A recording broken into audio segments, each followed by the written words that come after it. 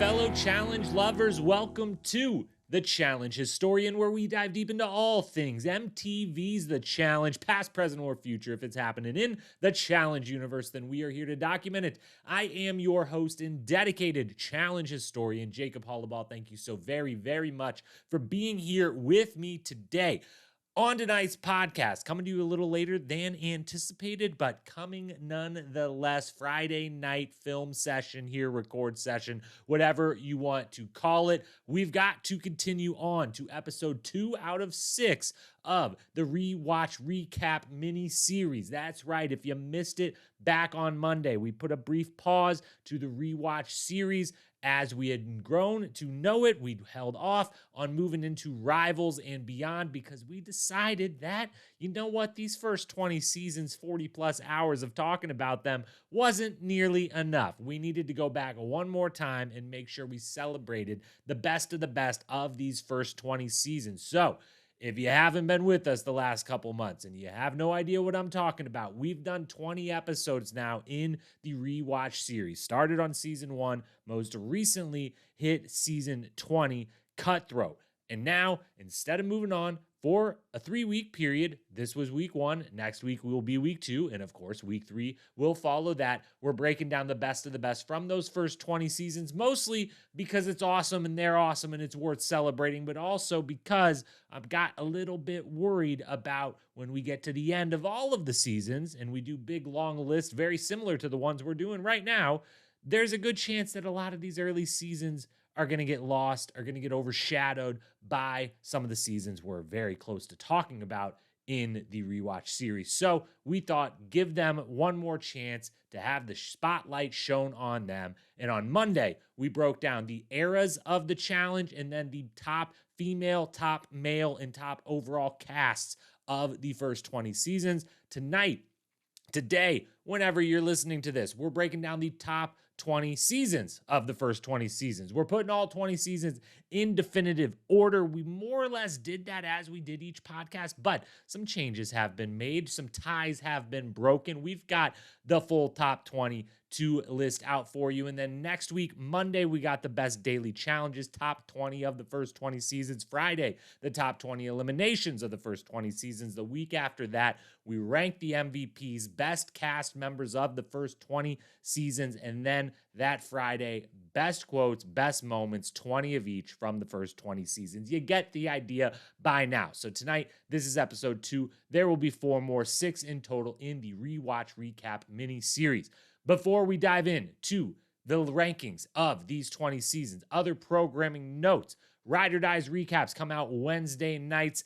I'm really enjoying the season so far. I said this past Wednesday, I think Ride or Dies has officially exited the kind of preliminary stage of the season. Now all the teams are there. They've got rid of a bunch of the rookies as usual. And now I feel like the real game's about to begin. It's heating up. If you're not catching up with those, make sure you hit that follow, subscribe button so you don't miss any of those recaps. Rewatch Recap Mini Series will be Mondays and Fridays the next couple of weeks, and then on Saturday mornings or sometimes Friday nights, depending which order she posts them in, over on the Most Likely To podcast feed. I'm covering Survivor episode recaps with my good friend Paige, and sometime next week on this feed, her feed, both feeds, I don't know, we'll definitely be giving our thoughts on Challenge Mania Laugh Chicago. That is tomorrow. By the time you're listening to this, I am probably right now sitting in Zany's Comedy Club listening to Tech, to Paulie, to Susie, to Dan Walsh, to Scott Yeager himself, doing some stand-up comedy, doing some meet and greet. I heard through the grapevine there might be some other special guests, possibly maybe going to be there. So check out Challenge Historian on Instagram if you want to get some highlights. I'll definitely be snapping some pictures, taking some videos, sharing what I can with you from that event. All right, and with that, it's time to dive in. That's all the notes. That's everything we've got to go through. It's time. 20 seasons ranked 1 through 20 or 20 through 1. Let's go. Time to dive in. We've got 20 seasons, 1 through 20. We've covered them all. We've given them all a grade. And now I have gone back and I have looked at them in totality, compared them to each other, and realized I made a couple mistakes. Like, good Lord. Like, I was definitely a little bit of an easier grader early on in the proceedings when I didn't have a lot to compare it to. And I was having such a good time watching those, the first 5 seasons of the show, really the first 9, but especially the first 5 just have such a special place in my heart. I'm sure your heart, everyone's heart. And they also have a big spot of our heads taken up our brain space because we can never watch them. They're not anywhere to watch, which is really silly and really stinky, but it is what it is. But I was maybe a little easy on those. I was maybe a little harder on some seasons in the kind of in the middle of this 20 season run because I was like, oh wait, is that really going to end up being the best one ever? Is that going to be the worst one ever?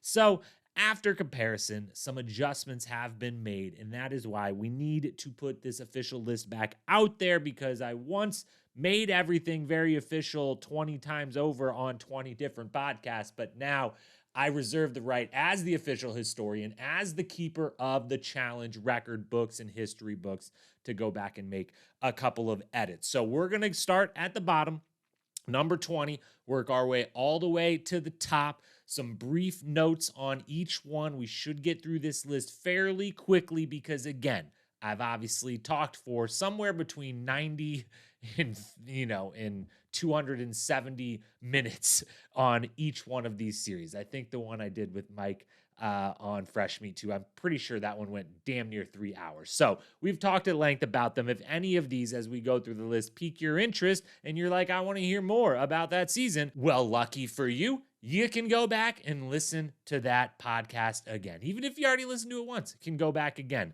Final thing before we dive in, a little behind the scenes for you.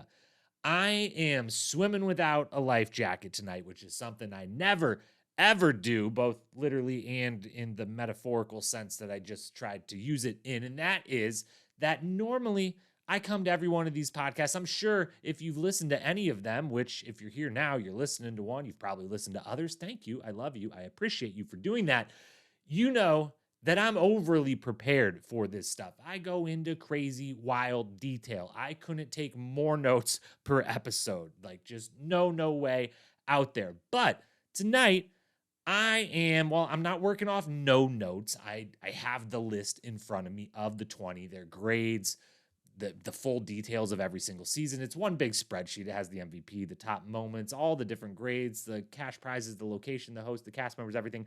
I guess I kind of have all of the information about all the seasons in front of me. So I'm trying to say is normally I got a real big, long bullet point list of make sure you say this, make sure you hit this topic, make sure you had this thought 3 days ago, you wrote it down, it's kind of relevant, you can probably work in a tangent here and talk about it. I got all this crazy stuff. Tonight, none of that. Just a list, 20 to 1. What comes out, comes out. We're going to break them all down. So if you're ready, I'm ready. Let's start at the bottom because I want to end this thing on a high note. I want to talk about the best at the end. So we'll get the worst out of the way first. And that is where things have not changed at all. If you've listened to the 20 seasons, you know what's about to happen. Number 20 and number 19 on the list of the best challenge seasons of the first 20 seasons are last place, Battle of the Sexes 1. Season 6 is the worst season thus far and likely, maybe, possibly going to hold that title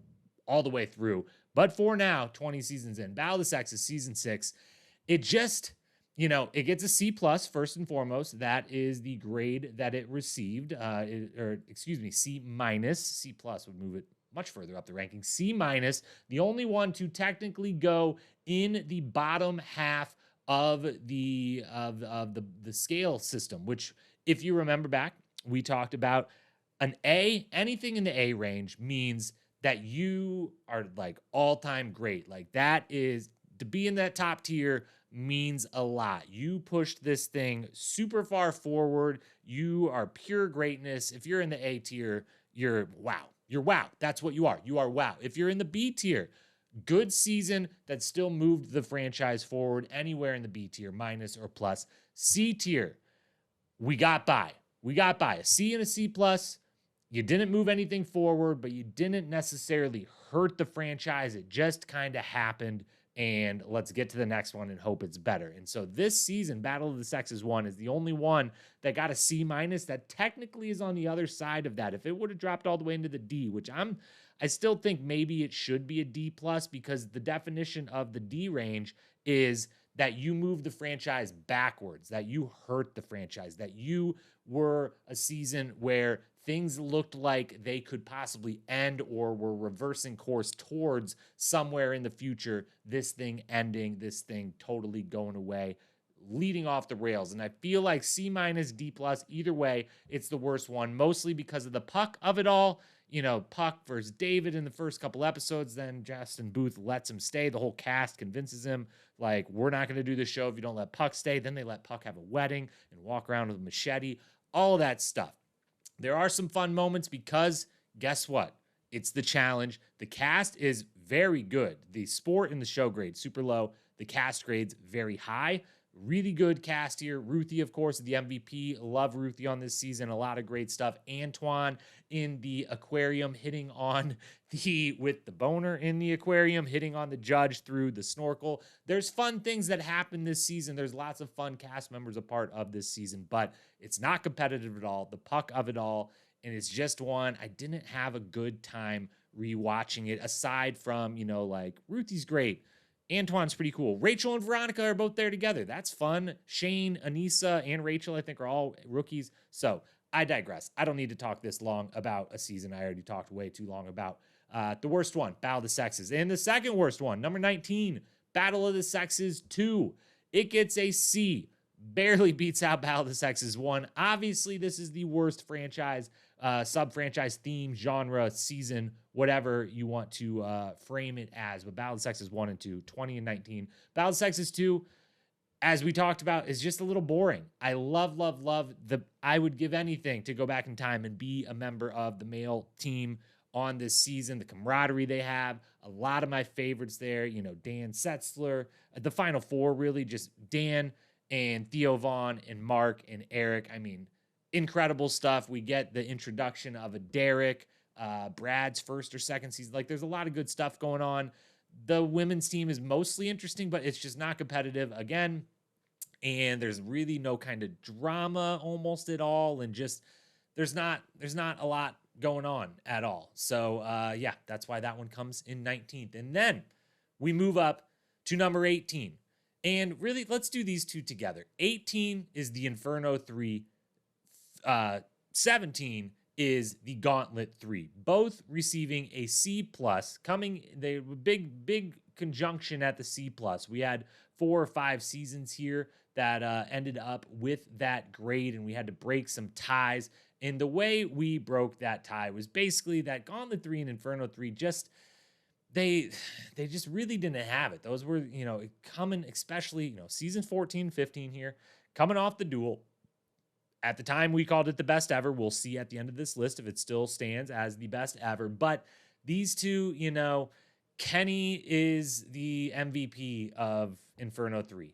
That's kind of all you got to know. That season is really, really ruined right at the beginning by CT punching Davis and going home, and that... While it brings Derek into the game, which is great, coming off the duel, CT's the draw for the show. He goes home right away. It has one of my favorite bittersweet moments in challenge history with Timmy retiring, but it's Timmy retiring. It's not, I don't get as much Timmy time as I would like, and just overall, not a lot to love. Same with Gauntlet 3. Frank is the MVP. When Frank's the MVP and, like, the deserved MVP of the season, it's like, hey, like, I like Frank for sure, but, like, he's meant to be a solid contributor to this show. He is not meant to be the guy carrying the season, the MVP. Obviously, the Gauntlet 3 is, historically very relevant for the final and easy going down and how that all played out. Also, I hate to rag on a season that takes place in Mexico. The GOAT Challenge location, probably Thailand, Mexico. It's hard to tell which one, but Inferno 3 comes in 18th. Gauntlet 3 in 17th. Then we move up to number 16.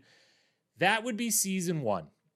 Road Rules All-Stars. And this is where this is the grade. It was the only time, because it was the first season, I gave it a C+, and I appropriately was like, I absolutely adored and loved every moment of watching this 5-episode experiment of a season that was Road Rules All-Stars, but I knew even then, like, hey, like, it just, because of what it is and how little of it there is compared to everything that's about to come, like, I got to make sure we aren't setting the bar with, like, this is so great that, like, now what is every other season a freaking A plus, or like what's going on here? So this one I actually got right up front. Didn't have to change anything.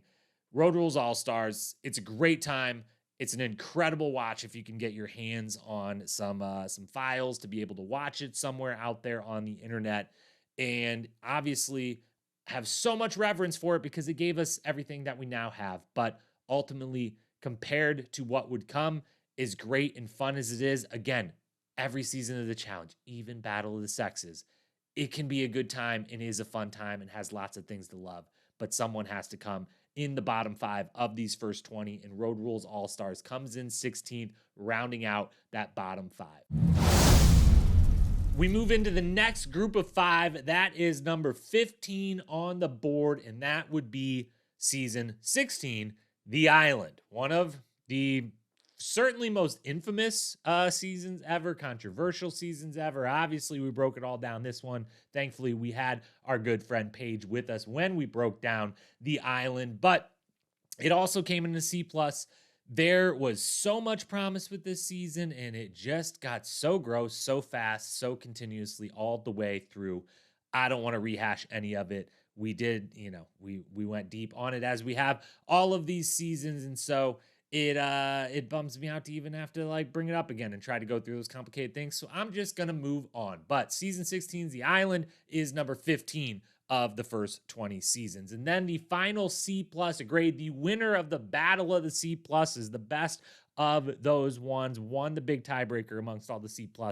Number 14 out of the first 20 is seasons 4 Extreme Challenge. And I think this is where this list of first 20 seasons, there's kind of a delineation. Even though I gave it a C+ and I put it in the same group here, I feel like there is a clear, maybe I should change the grade. I don't know, because I feel like there's a clear gap between Island, All-Stars, Gauntlet 3, Inferno 3, Sexes 2, Sexes 1 as the bottom 6, and then Extreme Challenge is like the first time we step up. So maybe I need to adjust the grade, but for now it's still a C+, but it's the best of the C+.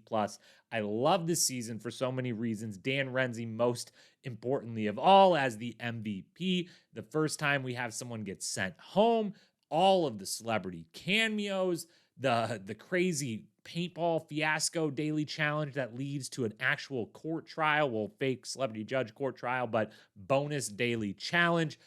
Everything about it, it's really, really good. And I feel like it's the first time we enter this new tier where, yes, this is still the 14th best out of the first 20.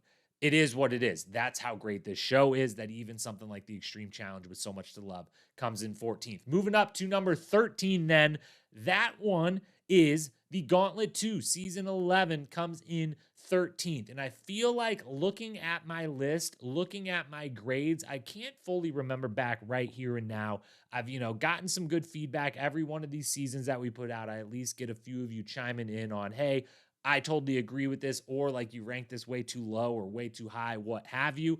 If you have any strong feelings, now's the time to get them out. I'm about to give you the full 20. I'll post the full 20 on Instagram so you can see it. You don't have to like freaking take notes or something right now. But let me know what you think I got right and wrong, because part of me thinks the Gauntlet 2 being this low is not going to resonate with a bunch of you listening. I think a lot of people really, really love the Gauntlet 2, but for me, it's at 13th. It's a B-. It is the first one that moves into that B territory where I'm confident it was a good season. It mostly moved the franchise forward. Obviously, TJ Lavin's first season, Derek is the MVP. You got the Joe Rhodes Freak Out episode 1. That's a monumental moment. You got everything that Derek does in the elimination. TJ's really heavy on the quitter speeches his first season. A whole lot to love. Gauntlet 2, 13th place. Number 12, the Duel 2.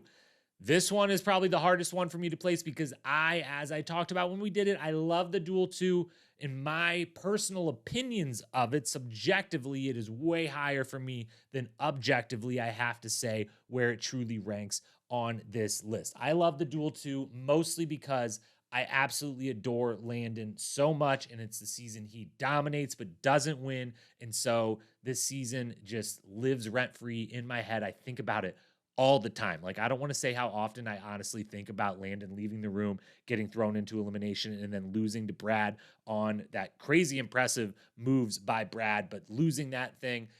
I think about it a lot. Okay. So I think about that season a lot then. And so in my mind, in wanting to rewatch and everything, and I like New Zealand, the whole thing. So subjectively, it would be higher on my favorites list, but objectively, it's a B- season. It comes in here at 12th. Then we've got number 11. That would be season 2, Real World versus Road Rules. What a time capsule back to just, there's, nostalgia is nostalgia. I was about to say, what a time capsule back to when everything was perfect. Of course, everything wasn't perfect then. It never has been, never probably will be. We can keep trying though.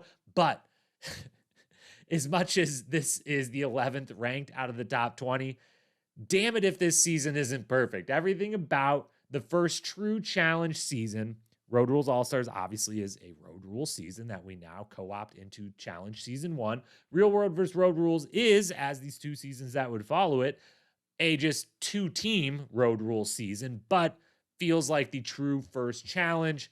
Mark Long's there. Kobe Bryant's there. They go to the Playboy Mansion. They drive around Bessie, the Winnebago. Everything about it. Unbelievable stuff. And I love this season to death. It is a full-blown B, taking us up yet another category and rounding out our second 5.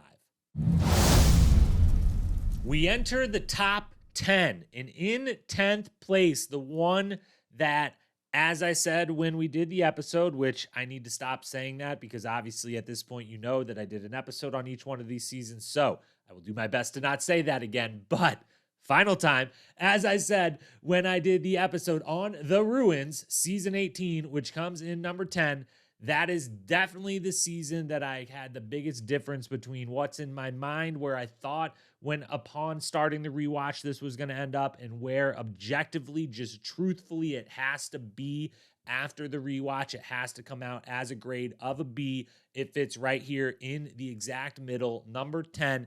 Yes, obviously, there's a lot to not like about The Ruins. There's a couple, maybe even one big thing in particular that draws a lot of the attention and draws, anytime I say The Ruins, maybe your head goes straight to one thing. Understandable. That's why I thought, of course, this season's going to be shit. I don't want to rewatch it at all. And then you do, and you remember that, well, first and foremost, it has one of the best casts ever assembled.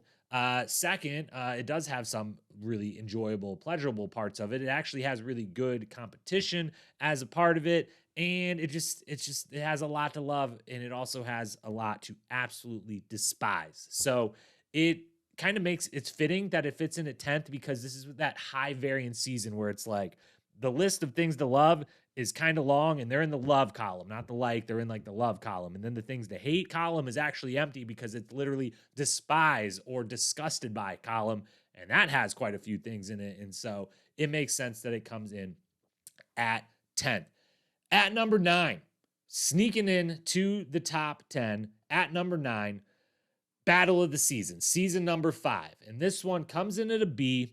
And this is the hardest season for me to place for a couple of reasons. One, first off, it's iconic. It's amazing. It's wonderful. If someone told me that this was their favorite season ever, or they thought this was literally the best season ever, that the challenge peaked in season 5 with Battle of the Seasons, I, as a few of you did, and a few of you continue to do, shout out to everyone that submitted Battle of the Seasons. And I believe David, listening out there, was the one whose submission got in the 100 takes for the 100th podcast episode. The Battle of the Seasons was the best season of all time. There is a part of me that agrees with you. I adore this season. I adore the cast. Everything about it's perfect. I wish that Veronica and Yes wouldn't have got sent home first. It would have made the cast truly perfect for if they wouldn't have left after one episode. My guy Theo Vaughn, obviously there to the end. We got Miz and Coral. We got the best trivia there's maybe ever been. We have the Hurricane Juliet toga party. Just everything. Mark and Eric as host. It's fantastic. It's fabulous. It's wonderful. And there's a part of me that thinks it shouldn't be number 9. It should be like number 3 or 4. But this is where it's at. It was upgraded since the time of the actual recording of its podcast. So I feel okay with where it's at. But if there's any of these I feel the shakiest about, it's Battle of the Seasons, that maybe it should be higher. But I'm trying to fight my own personal biases. It's definitely in my top 5 favorite seasons. And it might be in my top 3 rewatch seasons. But objectively, where it should fall in the rankings, it's got to come in at number 9. Then number 8. The one that changed the game, the one that started the second era of the show, as we discussed last Monday with the different eras, and that would be the Gauntlet. Season 7 comes in the 8th ranking. I don't think any of them matched up like season blank with ranking blank, but this one came very close. Season 7 comes in 8th. Obviously, eliminations changed the game. Sarah Grayson, the Gauntlet Queen, changed the game. The cast was incredible. This one actually is the only one that has a subgrade that got changed 2 different times. Originally, I had the female cast pegged at an A. I retroactively, a couple seasons later, was like, I got to bump that down to an A-. And then now, when I went back and did the casts last Monday, I was like, never mind, it is an A. It is on the same footing as the other A that I gave, and now here we are. It's been changed multiple times over. But the season grade is a B+. It comes damn close to getting into that A territory. Obviously, you got the greatest hookup in challenge history. You got the Gauntlet Queen, Sarah Grayson. You got Trishelle's bike accident, her relationship with Miz. You got so many things. So many things to love. You got, Telluride, Colorado, everything about it. The Gauntlet comes in 8th. Then in 7th, Challenge 2000, season number 3.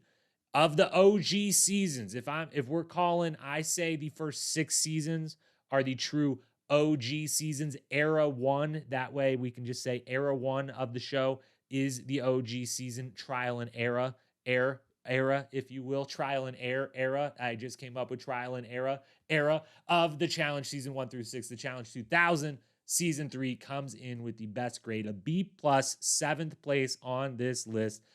All about Tech Money.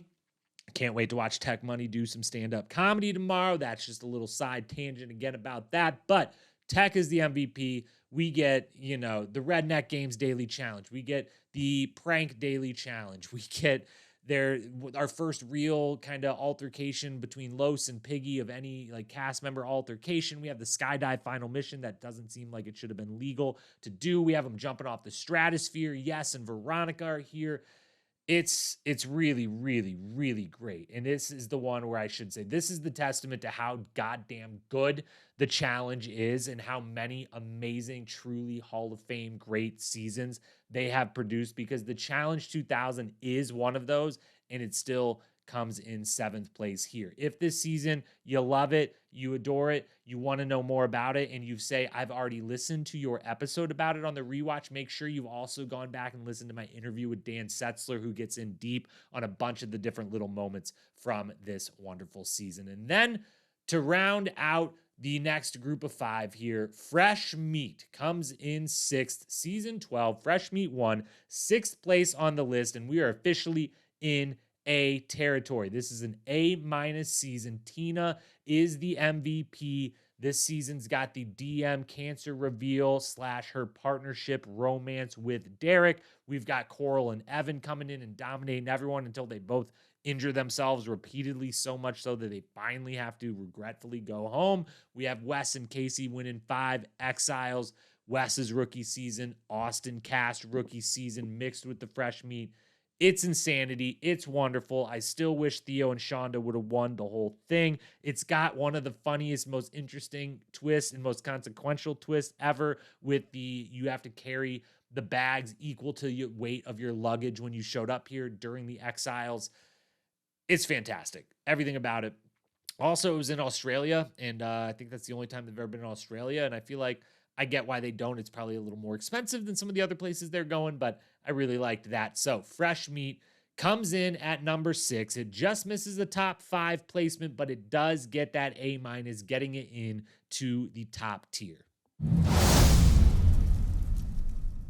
And then there were 5. We've entered Elite status. Technically, we already just entered elite status with fresh meat because we entered the A tier. Not only the A tier, but of the top 6, when we count fresh meat, which we just discussed, there are 5 seasons that received and maintained their A- grade status that were tied, and there was one that got just above that. So fresh meat was actually the loser of the 5-way tiebreaker of that A- tier. So we're talking elite top tier season talent right here. Top 5 coming in at number 5. And this is where things have shifted, because I believe in all 5 seasons I'm about to talk about, I think I definitely called each one of them the best season of all time. I know I at least did for 3 of them. And I think for the 4th and 5th, I maybe didn't definitively say, yep, this is the best season of all time, but I at least said there's an argument to be made for it. And there still is. This list, it was really tough to make. The first 15, other again than Battle of the Seasons, I felt pretty strong and pretty confident that all of these were exactly where they should be. And this is truly objective fact of where these seasons fall in the ranking of the best of these 20. This top 5, though, if you told me you had it in reverse order, if you told me you just swapped everything, you had each one in a different spot than I do in some other just random combination, I would tell you you're probably just as close to being objectively right as I am. I think the number 1 spot is kind of objectively true, but the next 4 and really the next 5 are not necessarily. It's tough. You're splitting hairs amongst the best of the best. Let's go ahead and split them hairs. Number 5, The Inferno 1, Season 8. Just narrowly falls in 5th. The Inferno 2 comes in 4th. The Inferno 1 and 2. If we just forget that the Inferno 3 happened, man, there was the Inferno just what a game changer for the challenge, and what a run going from the gauntlet where you truly created the final kind of format of the game with the eliminations, everything else. You do have that game changer, and then you bring in the Inferno next, and it's the 5th best season of the first 20 seasons of your franchise. It's amazing. They work perfectly to, like, we finally need to switch up the teams, how we make the teams, and they do it flawlessly. They cast the show incredibly, tied for the best male cast of all time with an A grade on that side. It's only because they go full fear factor with the eliminations, and that drops the sport grade down a little bit, that this one suffers just a bit at all. But of course, we have iconic moment on iconic moment in the Inferno. Julie trying to kill Veronica, which we've now got even further video behind the scenes stuff, making it even crazier and scarier all the years later during the Challenge Untold History documentary a few weeks back. We have Coral's "I fucking beat bitches up" quote. We have Julie peeing on Coral's bed. We have Katie winning multiple eliminations and verbally assaulting Veronica, amongst others, and also accidentally putting Timmy's Bengay on her armpit instead of deodorant. We have so many great things. Coral as an MVP. It's in Acapulco.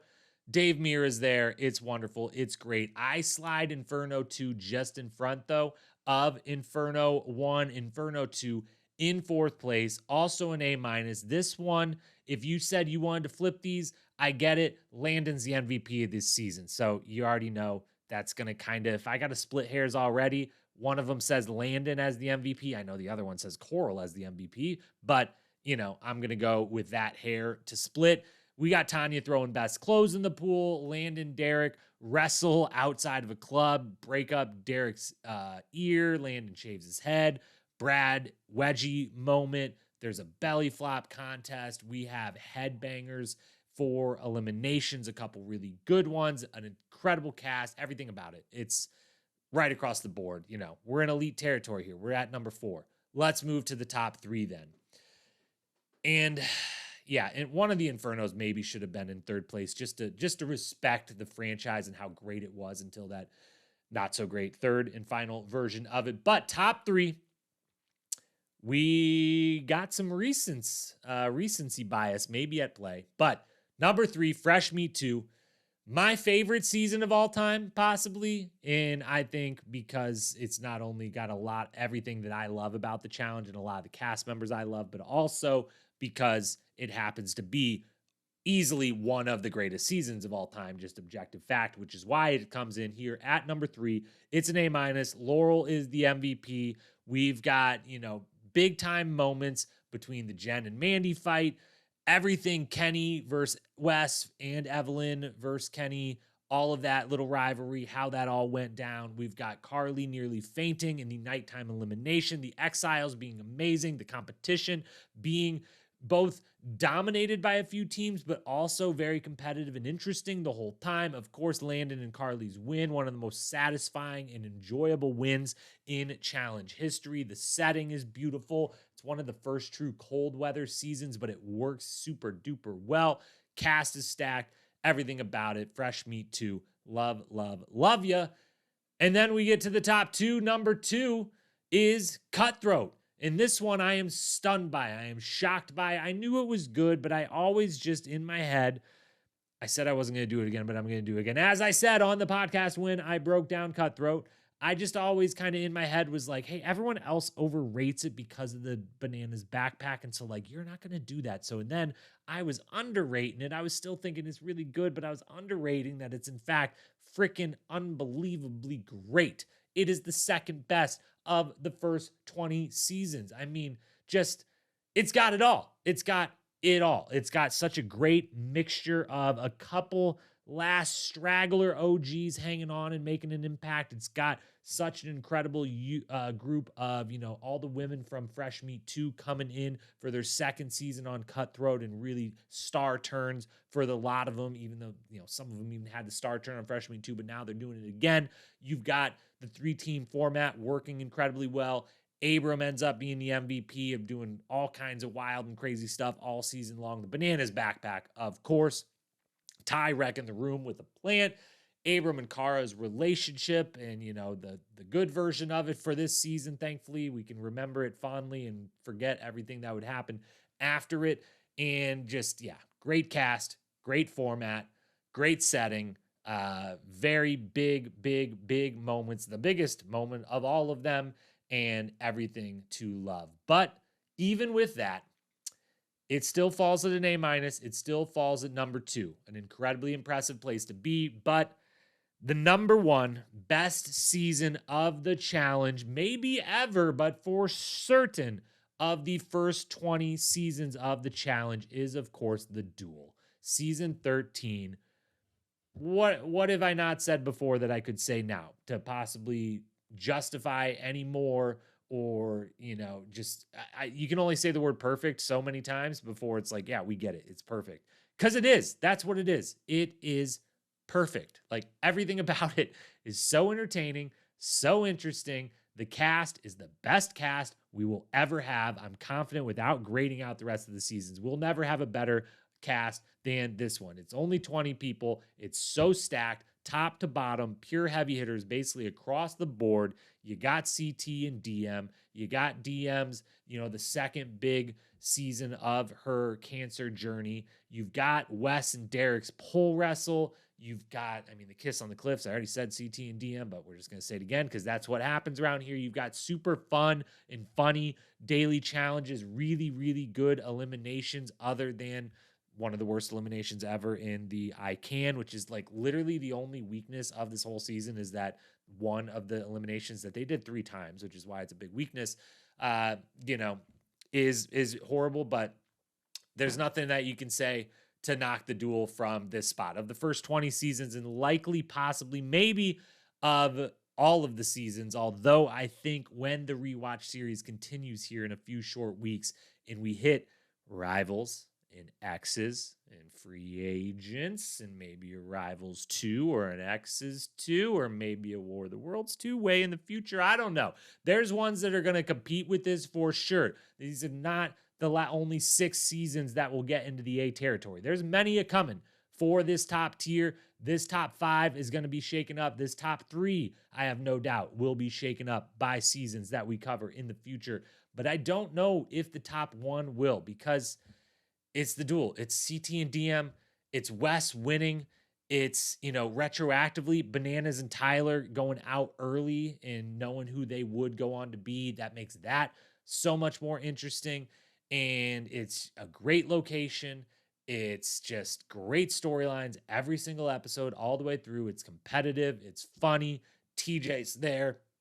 Just, yeah, it's it's the best. It's the best. And that's all there is to say about it. We will see if it holds its throne for the next 17, now 18 plus All Stars plus USA, not plus that other dumb spinoff that we don't talk about around here. But we do eventually have another, 21 seasons to go on the rewatch. So we'll see the duel. But to recap, the top 20, first 20 seasons in order are the duel, Cutthroat, Fresh Meat 2 and 3rd, Inferno 2, Inferno, Fresh Meat, Challenge 2007, The Gauntlet in 8th, Battle of the Seasons 9, The Ruins rounding out your top 10, and then the back 10, Real World vs. Road Rules Challenge, Duel 2, Gauntlet 2, Extreme Challenge, Island, and then your final 5 All Stars, Gauntlet 3, Inferno 3, Battle of the Sexes 2, and the worst season of the first 20 seasons and possibly of all time, Battle of the Sexes 1. So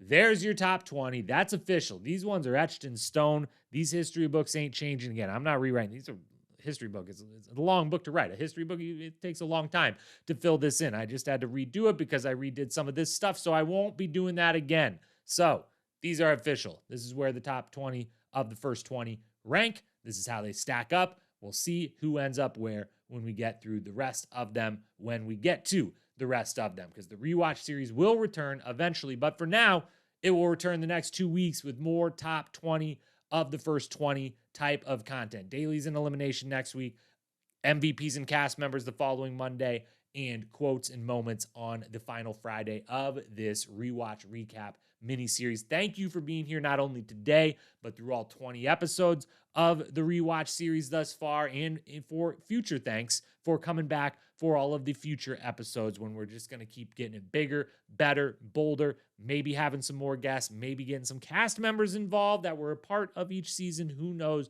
what we're going to be able to stir up. But if you've got a problem with this list, if you think I've messed something totally up, let me know at Challenge Historian on Instagram. And as always, wherever you may be listening, hit that download, hit that follow, subscribe button so that you don't miss an episode, and so you help me out, move up those charts just a little bit, find my way through the algorithm a little bit better. 5-star ratings, those really help as well. So if you don't mind dropping one, I'll love you even more than I already do. So with that, I will be back on Monday, top 20 daily challenges of the first 20 seasons, maybe a little recap of Challenge Mania, maybe a little challenge book recap coming sometime next week as well. Lots of good stuff coming your way. As always, thank you for being here. I'll talk to you soon. Enjoy your weekend. Peace.